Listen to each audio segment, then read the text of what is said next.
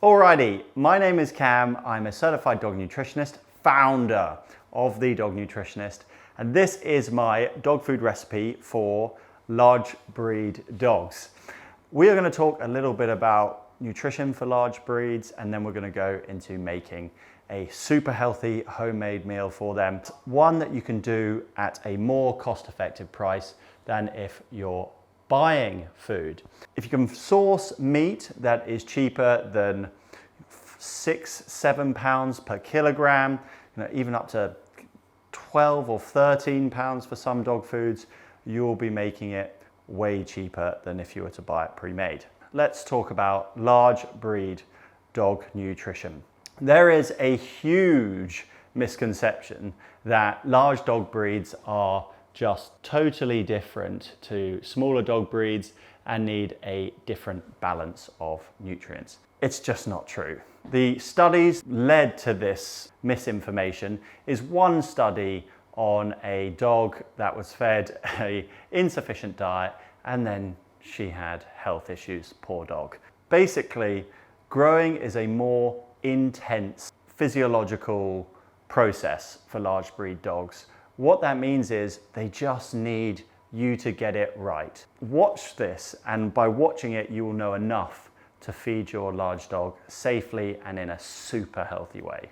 There is, however, one small difference between large dog breeds and small dog breeds, and that is the time of their gastric emptying. Food spends slightly longer in a large dog's stomach, which means they are able to digest more non-meats. Now, that does depend on the breed. Some dog breeds like Huskies, the more northern territory dogs, aren't able to digest those non-meats as well because during the domestication process, the humans there didn't eat as much non-meats. They were meat eaters because it was frost everywhere. You can't grow non-meats. So in this recipe, we'll be using slightly more non-meats, a bit of squash to bolster the recipe, and also it provides some other functional benefits to the gut as well.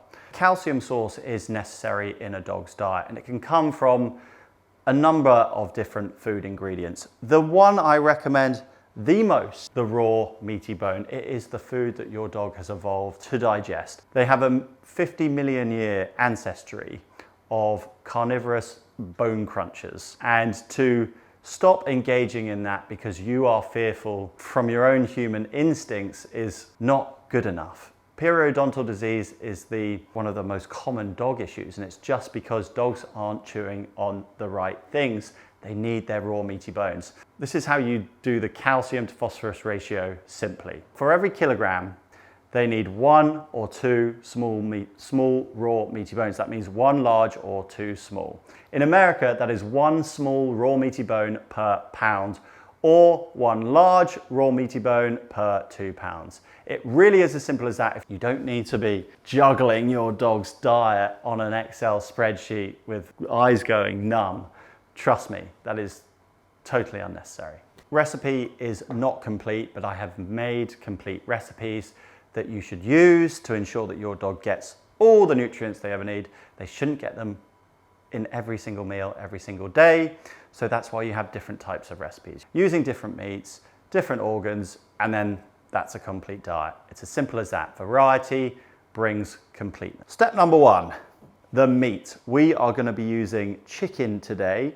It's going to make up approximately 60% of the meal. It's a low fat meat, which means we need to top up the fat quantities. That means we add a tablespoon of oil per kilogram or per 2 pounds. If you're using a type of protein that is 10% fat or chicken thighs, you don't need adding the oil. Right, I'm just going to chop that up really quickly. I have got this ox heart, which is going to make up 20% of the meal.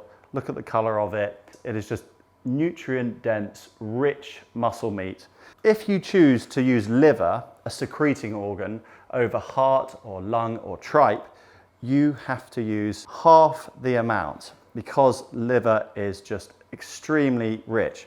Heart, you can actually make up to 20 to 30%. Chop it up all into small chunks, Now we've chopped all that up, what we're gonna do is whack it onto the baking tray.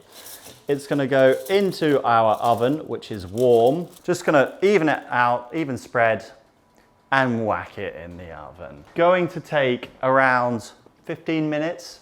You don't want to cook it too much, you just wanna cook it just about through the meat. We just wanna kill off the bacteria. We still want it juicy and meaty. Next step, we are going to do the squash. This needs to be steamed for about 10 minutes. This can be 20% of the overall meal. I am just estimating. If you want to get the ultimate homemade dog food handbook that I have linked in the description, it has all the recipes exact. If that is your style and you'd rather know the exact quantities, I completely understand. Now, whilst we've got that steaming, we will do the other non-meat. So in the recipe, I believe it is vegetable of choice. Your dog, has a unique digestive system. Sometimes it is just best to include the food that your dog will eat. I want to pick zucchini. I'm going to give it a little wash. Loads of people didn't know that this can be consumed raw. If your dog has a really sensitive stomach, chop them up and steam it with the squash. It will take half the time. Now I'm going to chuck in whatever fruit, it makes up 5% of the recipe. You can use apple. I'm going to do some blackberries, which are really high in manganese. And I'm going to do some blueberries, which are just nature's superfood. Give your berries a wash before they get into the recipe. Chop them, because if they get them whole, sometimes the dog will spit them out because they prefer meat. So this is our non-meats. I'm going to chuck in a few seeds today. I'm going to crush up these seeds with a knife, a small handful, around a tablespoon per kilogram or per 2 pounds. So that is our uncooked non-meat ingredients. Right, we're going to check on the squash, and wouldn't you know it, it's done. Let that sit for a bit. Now it's just a case of mixing all our ingredients together and portioning it out. So I've got my mixing bowl, which oddly resembles a plant pot. We're going to chuck all of this meat into the plant pot with the juices, so there's minimal water loss. Now you might see that there is some. Now we're going to chuck in the non-meat. Yeah, let's do this bit first. Oh my gosh, I forgot such an important part of this recipe. A pinch of salt. Large dogs don't absorb electrolytes as well as smaller dogs. So adding a little pinch of salt, a small pinch per kilogram of food or per 2 pounds for all you Americaners is recommended. And I'm going to mix heart and berries, zucchini, easy on the stomach, but a little bit more veg because they're larger dogs and they have longer gastrointestinal tracts. Blackberries, manganese, just great for bone and joint protection and development. I also nearly forgot another important part of this meal, and that is we're using a low-fat meat, so we need to add oil. I like to use extra virgin olive oil, but you can use MCT oil, which is massively popular, medium chain triglyceride. It's just a more easily digestible fat, and coconut oil you can use too. Just 1 tablespoon per kilogram or per 2 pounds of food that you make. So what you'll see is one idyllic large dog breed meal. And you can choose to add some fish to this, maybe sprinkle a little bit of turmeric on there if you'd like. You're going to provide your dog with a calcium source, either in this recipe by using raw bone or some eggshell. We are now going to portion the food into some plastic containers. We're going to wait until the food is cooled before we put it into the plastic because we don't want heat and plastic together. That's how microplastics seep into the food. Once it's in the container, you can put it in the freezer, and then once defrosted, it will last approximately 5 days. In the fridge, it will last 5 days. This might be the best one yet. It looks great.